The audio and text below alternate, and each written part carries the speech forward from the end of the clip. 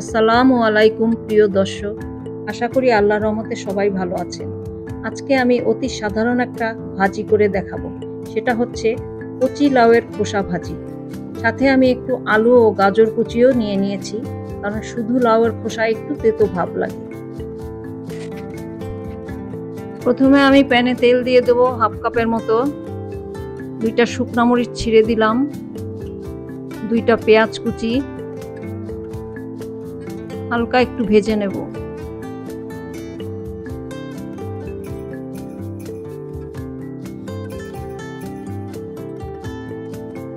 Half চা চামচ আদা বাটা দিলাম, হাফ চা চামচ রসুন বাটা দিলাম, একটু ভেজে নেব।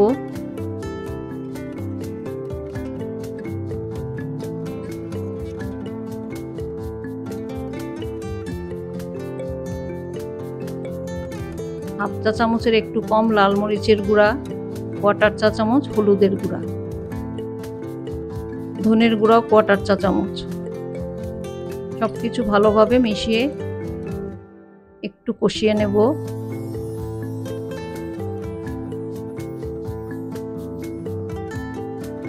এখন আমি সবকিছু দিয়ে দেব, আলু, গাজর, লাউয়ের খোসা,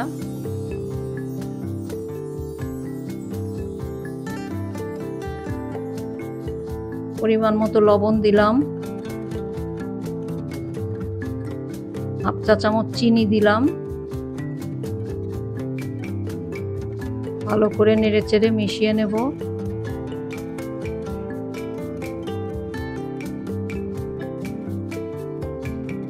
সামান্য একটু পানি দেব।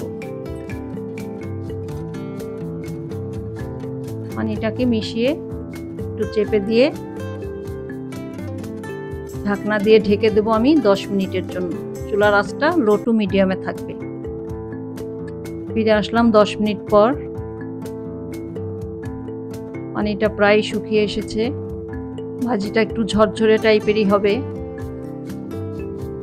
এখন আমি মাঝখানে একটু জায়গা করে একটা ডিম ভেঙে দিলাম, 1 চা চামচ জিরার গুঁড়া, কাঁচামরিচ ফালি 3-4টা। ভালো করে ডিমটা একটু ভেঙে মিশিয়ে নিয়ে সব সবজির সাথে মিশিয়ে একটু ভাজা ভাজা করে নেব। অল্প কুচানো ধনেপাতা দিলাম।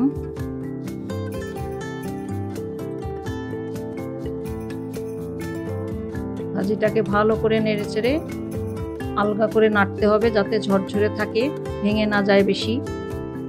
ভাজিটা আমার হয়ে গেছে। গরম ভাতের সাথে এই ভাজিটা খেতে খুবই ভালো লাগে। বাসায় ট্রাই করে একবার খেয়ে দেখবেন কেমন। সবাই ভালো থাকবেন। আল্লাহ হাফেজ।